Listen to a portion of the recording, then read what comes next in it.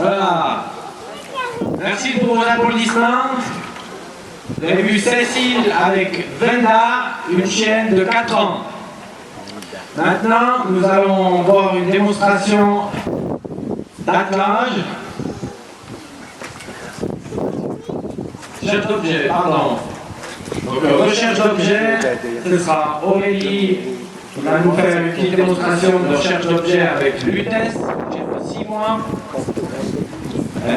Léa va nous faire une démo avec Phoebe, une chienne de 7 ans. Et Cécile va nous faire avec Talia, une chienne de 6 ans. Donc voilà, c'est pour vous montrer un petit peu les étapes d'apprentissage de cette recherche d'objets. Juste l'explication pour les personnes germanophones. Wir fahren weiter mit einer Übung, um Projekte zu suchen. Wir fangen an mit Aurelie, mit dem Hund Lütes. Lütes ist 6 Monate alt.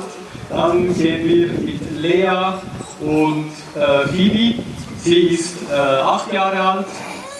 Und anschließend kommt Cecil mit der Hündin Wenda, die ist 7 Jahre alt.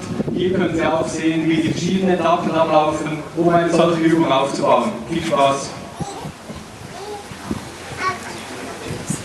Voilà, donc dans les explications un petit peu de cette recherche d'objets, c'est très connu cette discipline en Allemagne qui s'appelle ZOS, donc Ziel Objekt Suche.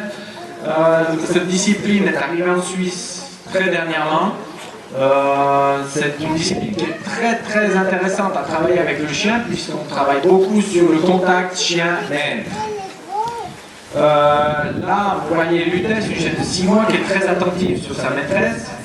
Donc là, l'objet en question est un briquet. Et le principe est que la chienne désigne ce briquet avec sa truffe. Donc de l'autre côté, dans la main gauche, elle a un cliquet et des récompenses. Donc le principe, c'est que la chienne désigne le briquet sur ordre. Voilà. Donc on lui dit briquet cherche. Et on descend les bras et la chienne doit désigner ce briquet. Voilà. Et dès que la chienne a désigné, c'est très rapide, il faut cliquer au moment où la chienne pose la truffe sur le briquet et la récompenser.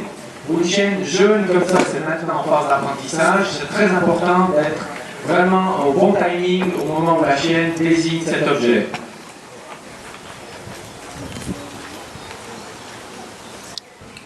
Voilà. Donc vous voyez, elle est intéressée par les récompenses, bien sûr, mais au moment où elle est sur la main qu'il y a les récompenses, il ne faut absolument pas cliquer pour que la chienne comprenne que c'est vraiment un briquet qu'elle doit désigner et pas le reste. Voilà. Donc ça, c'est le tout début de l'apprentissage de cette discipline.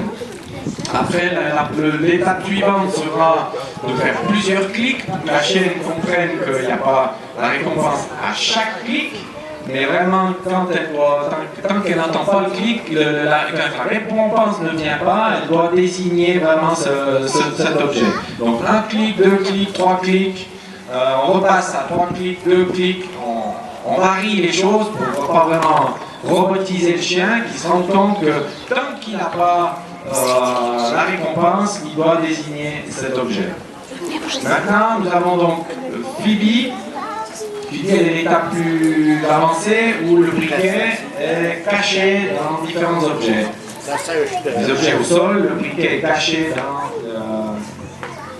sous un des objets qu'il y a là. Donc on voit Léa qui touche un petit peu tous les obstacles pour diffuser l'odeur un peu partout. Ce n'est pas le but de favoriser le chien et de trop l'aider. Il doit vraiment faire fonctionner sa truffe pour désigner le briquet.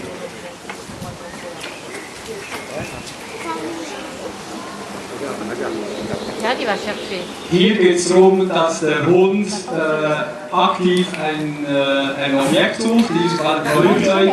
Der hat an verschiedenen Standorten einen möglichen Depositionsort des Feuerzeuges angezeigt, um am besten den Geruch, den das Feuerzeug hat, zu verteilen. Und Phoebe, die Hündin, hat nun die Aufgabe, dieses Feuerzeug, das sehr klein ist, in dieser Umgebung zu suchen und anzuzeigen, sobald sie es gefunden hat. Das ist eine Nacharbeit, generell sehr intensiv für den Hund. Es ist vielmal intensiver, als wenn man mit den Hunden nur in Anführungsstrichen spazieren geht. Sobald die Nase zum Zug kommt, ist das Hirn extrem aktiv und der Hund sehr befordert. Donc là, vous avez pu voir Phoebe. Le principe, c'est que la chienne désigne cet objet au sol. Donc elle doit absolument pas le porter, le prendre dans la gueule ou je ne sais quoi d'autre. Elle doit vraiment le montrer, pour le désigner et se coucher pour lui, dans la tête du chien, pour montrer qu'elle a bien trouvé cet objet et continuer tant que la récompense n'est pas venue, que son maître n'est pas venu vers elle, continuer à montrer l'objet avec sa touffe. Maintenant, c'est Cécile avec la chienne Talia. Là, l'objet en question est une pièce de 5 centimes. Donc, vous voyez, la petitesse de l'objet fait que l'odeur est quand même bien plus difficile à dévoiler qu'un briquet qui est quand même plus grand. Donc là, elle me cache carrément dans l'herbe. Souvent, la gardienne ne sait plus du tout où c'est qu'elle a lâché la pièce. Et elle touche plusieurs endroits, le même principe pour diffuser l'odeur, pour que la chienne fonctionne vraiment à désigner cette pièce de monnaie.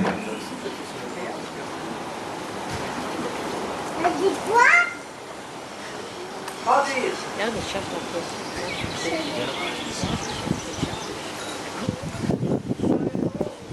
Hier geht es darum, dass der Hund ein 5-Rappen-Stück sucht. Das ist noch viel kleiner als das besagte Feuerzeug von vorhin.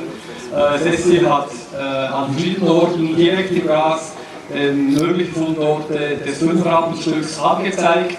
Es kommt durchaus vor, dass Cecil nicht mehr weiß, wo das 5-Rappen-Stück liegt. Aber wenn dann respektive Talia wird das 5-Rappen-Stück logischerweise finden.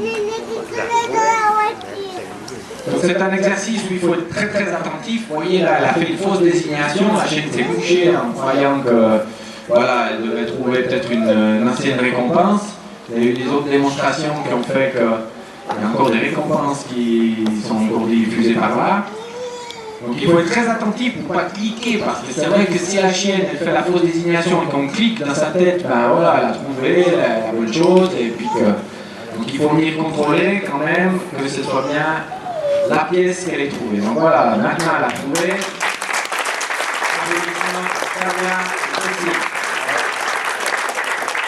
C'est vraiment un exercice qui demande beaucoup de concentration pour le chien. C'est la recherche d'objets, donc le travail du flair, c'est un travail qui demande énormément de concentration au chien. Et on sait que le chien a un flair 10 fois plus développé que celui de l'être humain, si ce n'est plus. Donc pour le chien, ça demande énormément d'énergie à trouver cet objet. Si l'objet n'est pas trouvé dans une dizaine de minutes, il faut cesser l'exercice parce que le chien s'épuiserait trop vite et elle ne pourrait plus. Voilà, c'est plus très constructif. Donc en comparaison, on dit qu'une recherche pendant une dizaine de minutes équivaut à environ 20 minutes de vélo physique pour nous, êtres humains, nous rendre compte de ce que ça implique pour le chien de rechercher cet objet. Voilà. Maintenant, nous allons faire une petite démonstration d'attelage avec Aurélie et la chienne Sandy, et puis Léa avec la chienne Reika. Sandy est une chienne de 4 ans et Reika une chienne de 5 ans. Wir fahren weiter im Programm mit Hundezufahrenübung. Wir sehen Lea mit der Hündin Xambi, 4-jährig, und Lea, die sich jetzt ins Zentrum nähert, mit der Hündin Reika, welche 5 Jahre alt ist.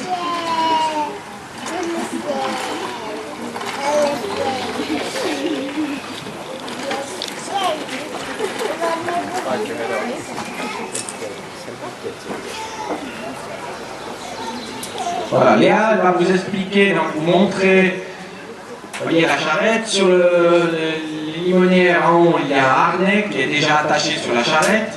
Soit on met le harnais sur le chien et on vient ensuite vers la charrette pour attacher aux limonières. Là, en l'occurrence, le harnais reste sur la charrette, c'est une méthode, voilà. Donc le principe, c'est que le chien puisse tirer avec un harnais qui lui prend vraiment sur le poitrail et une partie qui soutient sur la nuque et une sur le dos. Que c'est le poids qu'il y a à tirer soit vraiment réparti sur le chien qui puisse vraiment tracter.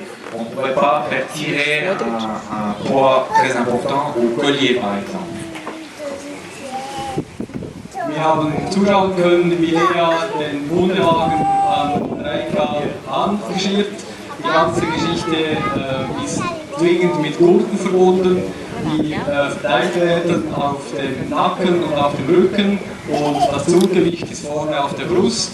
Es kann auf keinen Fall sein, dass Gewichte am Halsband oder direkt am Hals gezogen werden. Also wichtig ist, dass effektiv das ganze Gewicht verteilt wird, damit der Hund die entsprechende Last aufziehen kann. Voilà, maintenant nous allons vous faire un petit parcours. Donc un premier slalom, ensuite vous voyez la poutre là à côté des deux seaux d'eau où le principe est de faire passer la charrette sur la poutrelle, donc les deux roues du même côté doivent passer sur la poutre. Ensuite mettre le seau d'eau sur la charrette et renverser le moins possible en faisant le petit slalom. Après il y a la bascule, donc la planche à bascule, et elles termineront en quittant le terrain avec le chien sur la charrette. Wie bereits angefangen sind wir hier Lea mit Gang wie im Slalom. Was relativ einfach aussieht, ist nicht so einfach zu bewerkstelligen. Weiter geht es mit der Übung über den Holzpfosten. Hier geht es darum, dass die Räder auf der gleichen Seite über den Pfosten fahren. Hier ist große Präzision gefragt und wenn der Wagen mitten beim Pfosten runterfällt, ist die Übung nicht erfüllt und muss von vorne angefangen werden. Weiter geht es, werden wir Wasserkübel auf die Wagen laden und hier geht es darum, die Wagen respektive das Untergespann so zu dirigieren, dass möglichst wenig Wasser aus den Kübeln verschüttet wird. Es hat nichts mit Geschwindigkeit zu tun, sondern es geht um Präzision, um Kontrolle, die die Hundeführerin mit dem Hund hat. Anschließend geht es mit den Pylonen durch den Hindernisparcours und anschließend über die Waage. Und als letzten Teil wird der Hund auf den Wagen verladen und so die Arena verlassen. Voilà, maintenant l'exercice suivant donc, avec le seau d'eau. C'est un travail de précision, aussi de finesse, pour aller le moins rapidement possible pour que le seau soit le plus plein possible dans le slalom. On aurait pu corser l'exercice en mettant des boules sur les cônes.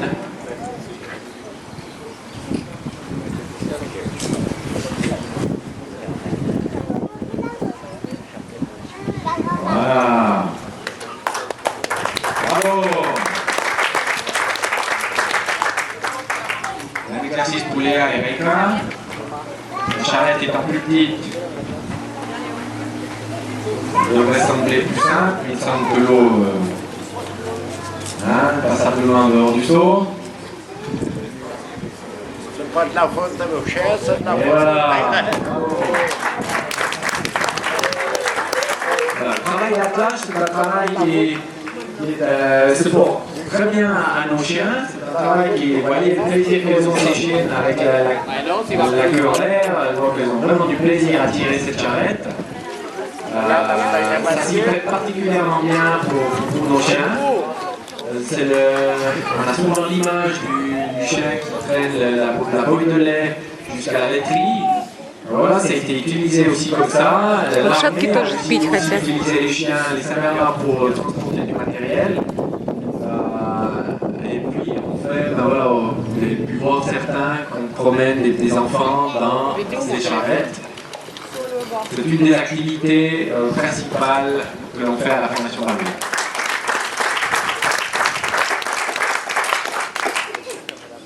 Sie haben sicher gemerkt, mit welcher Freude die Hunde die Wagen ziehen. Das ist eine Übung, die sich ganz hervorragend für unsere Hunderasse eignet. Die Hundewagen wurden auch früher eingesetzt, um eventuell Milchkalb zu transportieren, aber auch in der Armee sind sie erfolgreich eingesetzt worden, um Materialtransporte von A nach B zu bewerkstelligen.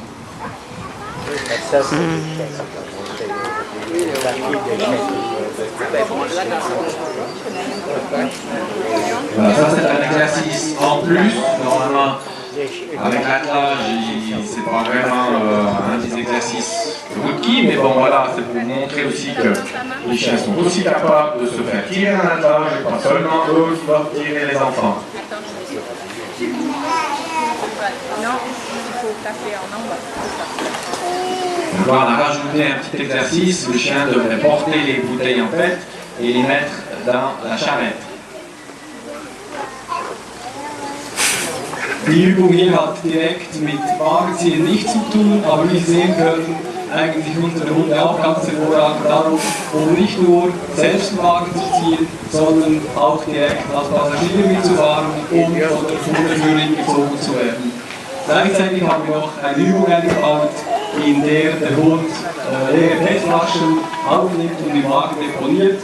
Und Sie sehen, wie das hervorragend läuft. La chienne, comme elle est à l'aise, on va maintenir sa bouteille de PET. On n'a rien à faire qu'elle soit tirée dans cette charrette.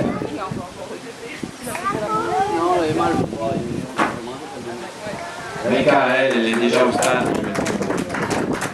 Voilà, félicitations pour Aurélie et Sandy.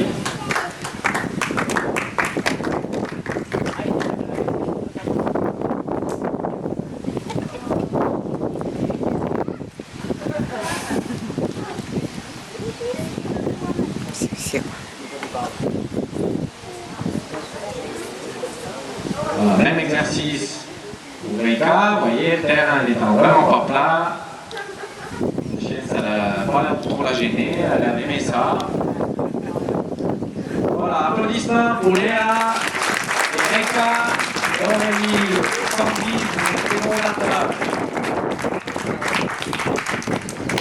On se retrouve pour la démo suivante à 16h, ici même dans l'amphithéâtre. Je vous rappelle donc pour les enfants, les contes en français auront lieu dans l'espace cinéma au premier étage du musée. Je vous remercie, bonne continuation. Hier war ein weiteres Programm um 16 Uhr mit einer Bildübung und ich erinnere Sie nochmal daran, dass Kinder Geschichten erzählt werden im Museum, im ersten Erdgeschoss, da wo der Malwettbewerb stattgefunden hat. Ich begrüße Sie oder es begrüßen Sie nachher hier sehen zu können, bis gleich. Vielen Dank.